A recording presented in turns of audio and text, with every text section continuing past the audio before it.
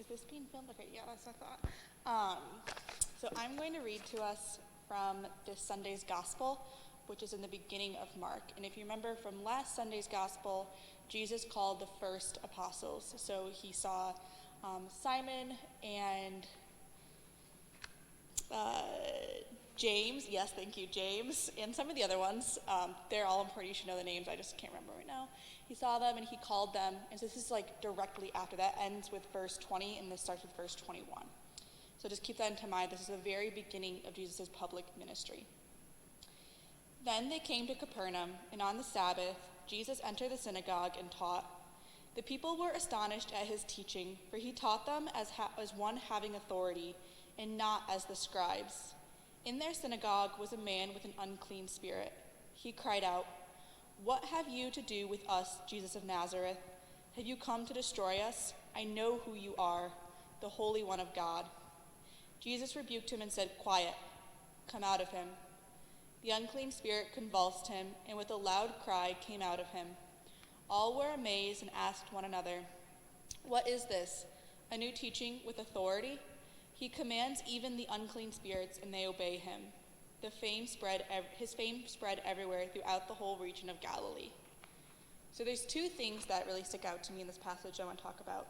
The first of which is Jesus' authority. So the way that Jesus was speaking in the synagogue, we don't really know exactly what he was saying, but the way that he was speaking was someone who had authority. Not the scribes were maybe what we would call a theologian today. They were people that really knew the law, they knew the word, they did a lot of research, but they weren't making up their own theology. They're just kind of explaining the theology that's already there. But here comes Jesus, and I kind of imagine him as sitting and having a conversation with people. I think a lot of times the authority that Jesus shows in the Gospels is a very quiet authority. He's not a king in the earthly sense. He does not have great earthly power or great earthly riches. But he has a very quiet authority. In the same way that he tells the spirit to come out of the man. It's not this whole big fanfare. It's just quiet, come out of him. That's it.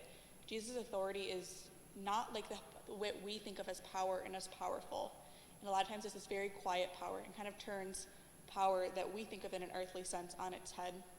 I think that's always a good reminder is that a lot of times I think we can get caught up in trying to seek earthly accolades and power, whether that's getting nominated for an award in your class or getting a leadership position in something, which is totally fine. Those are all good things.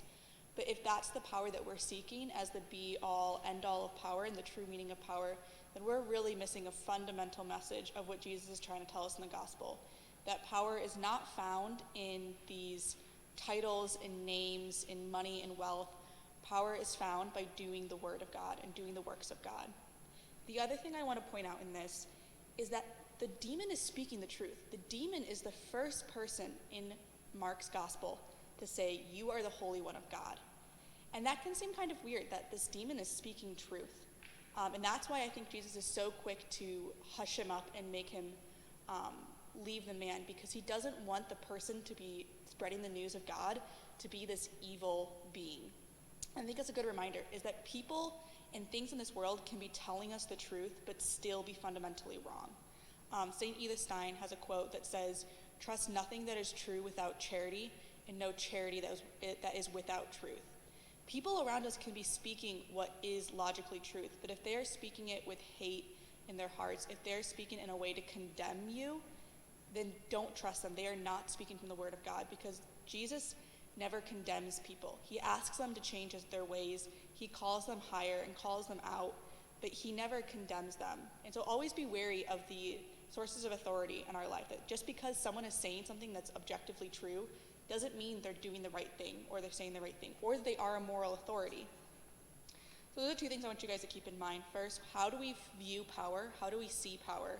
How do we try to achieve power in our lives? And then what does that look like? And then two, to remember that truth doesn't always have to come from a good source, and to be wary of the sources that truth comes from.